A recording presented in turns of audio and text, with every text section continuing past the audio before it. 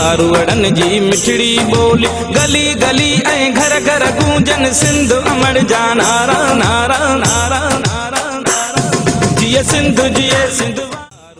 मटियारी शहर में बेसिंध जे सकाफती ईद एकता दिहाड़ो निहायती जोश ऐं जज़्बे सां मल्हायो पियो वञे। ज़िले हेडक्वार्टर शहर मटियारी में प्रेस क्लब अॻियां आजाणी कैंप क़ाइमु कई वई, जिते सॼो ॾींहुं ॿार नौजवान तोड़े ॿुढड़ा सिंधी वेस पाए टोलियुनि जी सूरत ईंदा ऐं सिंधी गीतनि ते झुमरियूं हणंदा रहिया।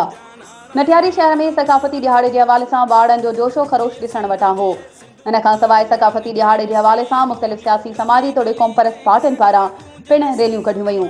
जीए सिंध क़ौमी महाज जी रैली सजील सालारियो नूर मोहम्मद भेंडू ज़ुल्फ़कार ॾेथो यूसुफ ख़ासकेली उमेर मेमण मज़हर उनड़ जी अॻवानी में रैली निकिती, जॾहिं त एसटीपी पारां ग़ुलाम कादिर मेमण रियाज़ टांडियो आसिफ लड़कू राजू बुम बुम जी अॻवानी में रैली कढी वई।